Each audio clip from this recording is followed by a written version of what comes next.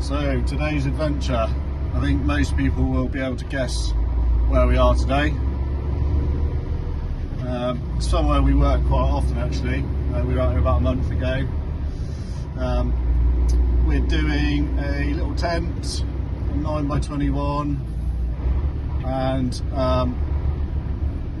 interestingly, leading on from last week, Longleat has an issue with another high voltage underground cable running through it. I'm not sure if they don't know exactly where it is or they just don't want to risk it, but they've said no ground penetration on the lawns. So that's where we come in, because I'm in the mega lorry. I've got 10 tons of concrete ballast with me, and we can lay the ballast, build a tent without touching the ground. For some reason also they don't let you drive on the lawns without ground protection, so we'll be using our own track mats. I just bought some more last week, so we got over I think 150 metres now we can go in a straight line, which will get us onto most sites really. They're an amazing bit of kit, pay for themselves many times over. I think that's what's quite attractive for a job like this, is that we'll turn up with a tent, the ballast, the forklift to lay it, and the trackway.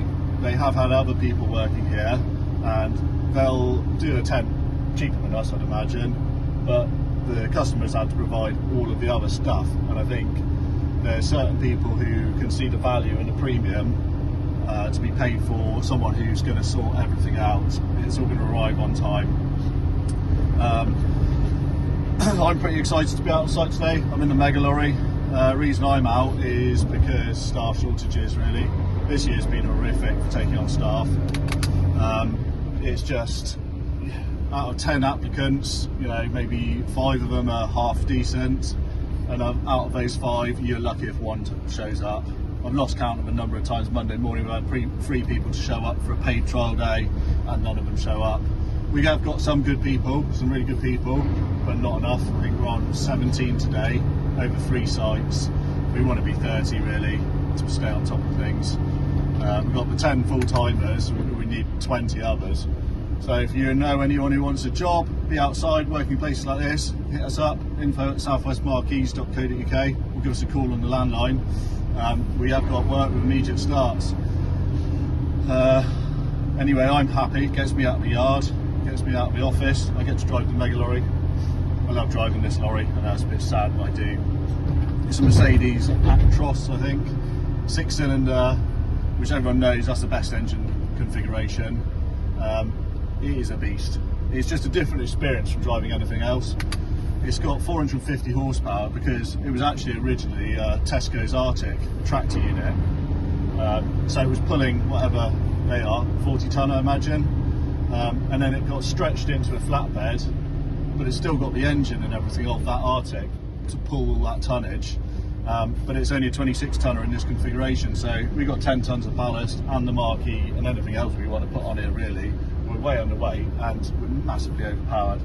I love it. You know, you can go up a hill 12th gear and it'll be accelerating the whole way up. It is a different experience, especially from the 7.5 tonners. It just is a different machine. Bit of fun. I think I probably wouldn't want to be driving it all the time, but for the odd day out like this in the sun, I love it. I think I can see the forklift. So the big question today is the forklift going to last a day?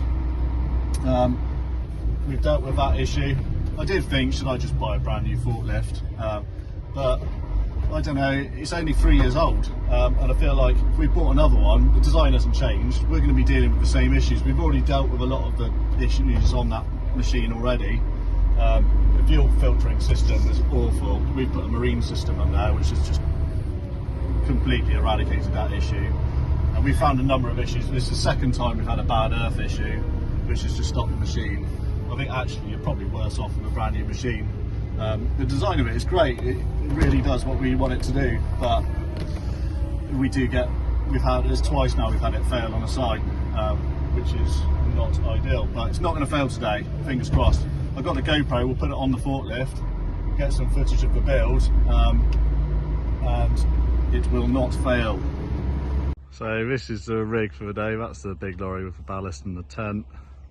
Forklift there, carpet on the tranny, and then the hard floor on that trailer. There's 4 of us to build all this. I would say comfortably this would be an 8-man job. So we shall see how we get on. But then I guess 4 heroes are worth 8 normal people.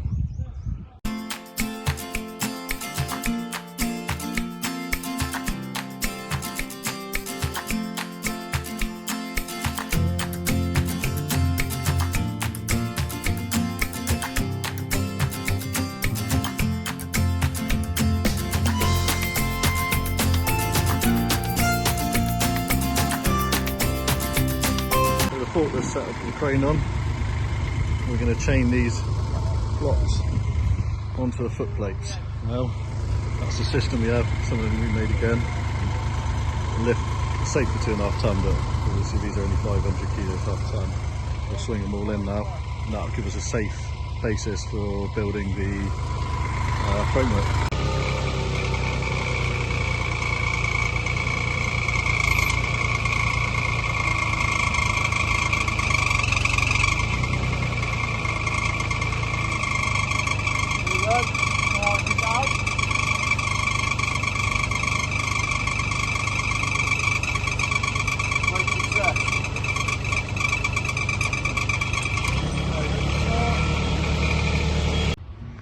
So that for me is the absolute best way of ballasting a tent.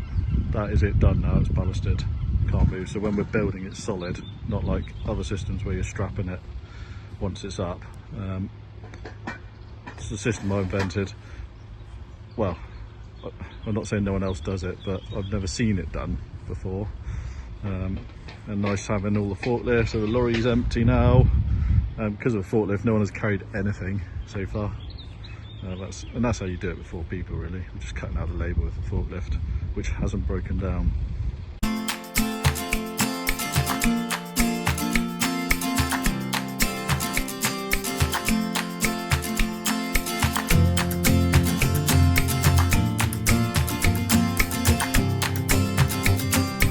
Job the wrap. Just putting the last bits on the lorry. Tent is done. Got this fancy red carpet in. Apparently it's some sort of VIP area.